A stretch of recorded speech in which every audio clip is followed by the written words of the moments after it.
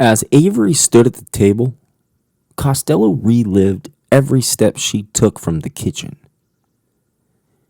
He was searching for any glitch or flaw that would allow him to categorize her with the others who have spent so much time haunting him. She was real. He was convinced she was real. She was nothing like the others, and he was confident coincidences exist for a reason.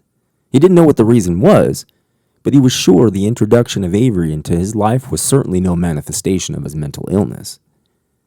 Unlike the others who always seemed to retreat like sand on the shore of a clamorous beach, Avery was becoming an allegorical totem in his life, and each of her actions were giving him hope.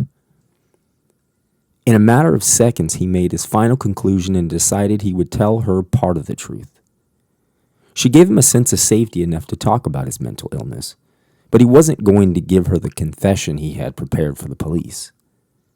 If he opens the book to chapter 1 of his mental illness, there's no way he could reasonably articulate how he's come to the conclusion he may be a mass murderer before he leaves for Maine.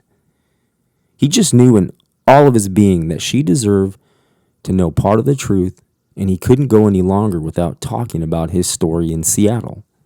"Why do you think we crossed paths?" Costello asked. Avery stood stoically at the dining table, holding the glasses. "May I sit down?" she responded. Costello begged her to sit down. He was dying of thirst, and it felt like a week since he'd had a drink of water. This moment of selfishness bothered him, but he knew it was more survival mode than self-indulgence. He had a burning desire for her to sit down and become part of his life. Like a big part of his fucking life. "Please sit." Avery didn't waste any time. She jumped right into her trust of the universe, immediately addressing his clear void of closeness and support. She told Costello inside her void was a desire to bestow the matter needed to satiate his cipher. She came right out and told Costello, "Maybe the universe is just one big fucking puzzle. We are the pieces. Meanwhile, there's simply no one putting the puzzle together. Maybe we just drift into each other's atmosphere and figure out we're two pieces of this huge architecture begging to be finished. An apparatus of the mind." Avery reminded Costello she went to him intentionally, and things didn't pan out, so she let sleeping dogs lay. She felt a closeness years ago that they both missed, and the fact they crossed paths the way they did gave her faith in the universe in a way no other situation in her life ever had. "I want to be here for you, however, whenever, and for whatever you need," she told Costello. Costello reached for the lemon water and took a drink. He told Avery he's never needed a person in his life more than ever, and she was clearly the person who was best suited to be here for him in this time in his life. He told her he was going to do whatever she suggests for preparation for his tour to Maine, but first, he was going to tell her some of his deepest secrets. Things he barely knows about himself. He was going to possibly put her in a position of trust that she may find highly uncomfortable. Avery reached across the table and grabbed Costello's hand. She told him she's never felt more prepared to be part of anyone's life more than this moment. The awareness of his mental illness was already settled between them. However, Avery knew nothing about what Costello did when left to his own devices. She also wasn't aware he had a propensity for overindulging when drinking booze. She was basing her knowledge on hearsay filtered through Jen and her parents. It was time to listen to the man himself and make her judgments based on this deposition.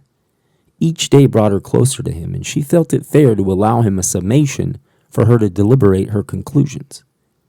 She told him they had the entire day, and more importantly, her undivided attention. Costello tried to begin his explanation where he thought was best, but the truth was, he honestly didn't know where his struggles began. He never placed blame on anyone. His father was an estranged alcoholic, and his mother was the leader of the tribe, which unfortunately kept her away at times. Primarily because she was busy ensuring the mortgage was paid, and Costello had basic essentials. Grand's was his outlet, But there were the surrounding influences that were maybe a bit edgy for a kid his age. He just never felt it important to say someone else was the cause of his struggles. Maybe he was just wired differently, and it's as simple as that. Regardless, his explanation to Avery wasn't going to be filled with blame for anyone. He just wanted her to know what he had been through and thought maybe she could either provide some insight or simply just provide a person in his life who could accept who he was and appreciate the good he contributed. Avery sat back and gave him the floor. She was what the world needed, a listener. Costello talked about how his desire to succeed and please others led to an unhealthy form of meticulousness. Then the meticulousness led to anxiety and depression as he didn't get the reception from people who he was hoping to please. This slippery slope slid him right into his agoraphobia before he would ever reach for a safety net. And before he knew it, he was holed up in his apartment, shit-faced drunk, talking to his delusions.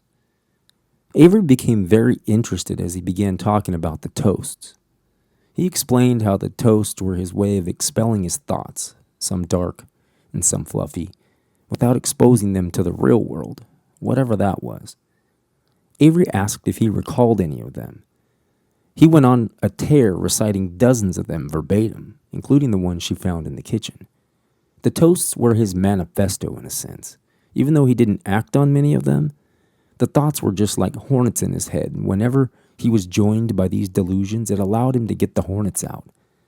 The problem was some of the toasts aligned with incidents that happened in real life, and because the agoraphobia and the alcoholism were so bad during these times, he was unable to confirm anything truly occurred. Costello assured Avery if he ever did anything to harm anyone, it would have been unintentional and he would own up to the consequences.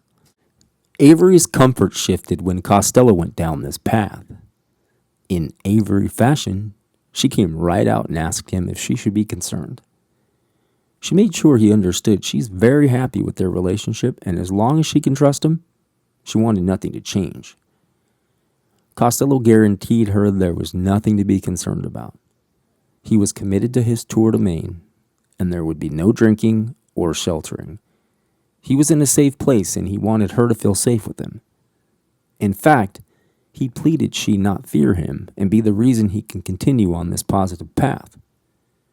Before Avery could ask if he knew he had ever hurt anyone, Costello told her about the videos of himself talking to delusions while drinking to give her full transparency.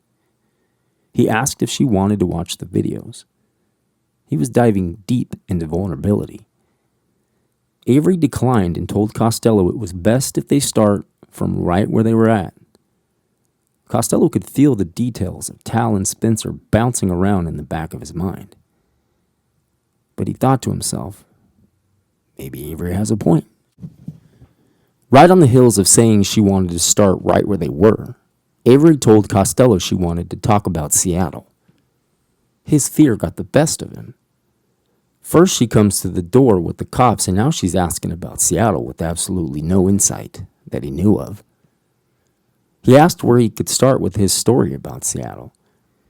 Avery asked how much he knew about Jenna.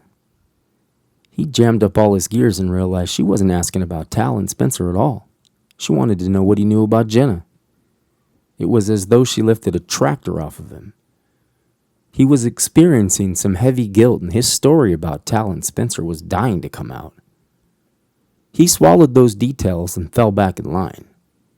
Costello told her he had been very lacking when it came to Jenna. He didn't want her to think he was heartless.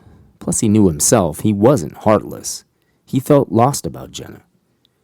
Her parents just came and took her without giving him any clues if he was invited to continue on as part of her life.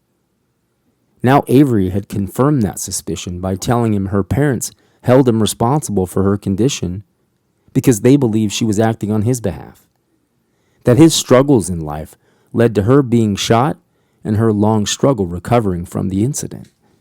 Avery told him even more about Jenna than their first conversation. She was recovering, and her parents were withholding that from him. As she was regaining her memory and putting pieces together years later, she chose to keep Costello out of her life. Avery told him she was clearly remembering much of their past, but choosing to start fresh again in Seattle. Costello took this news in and found that he respected her choice, In fact, he preferred her decision.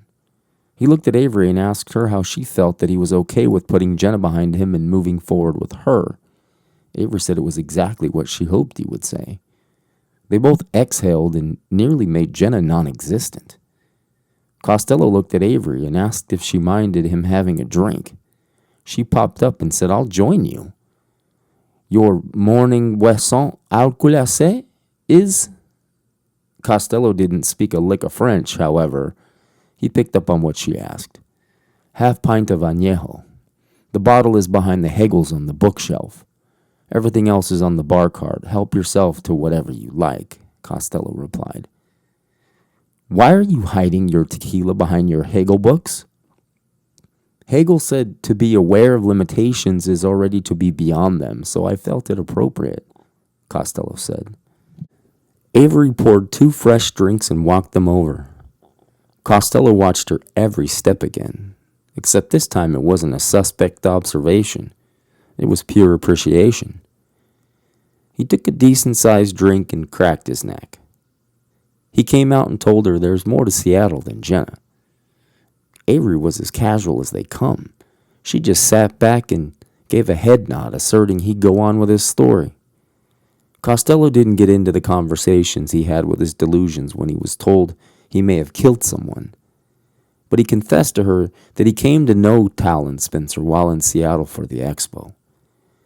He was emphatic about learning much later that they were murdered.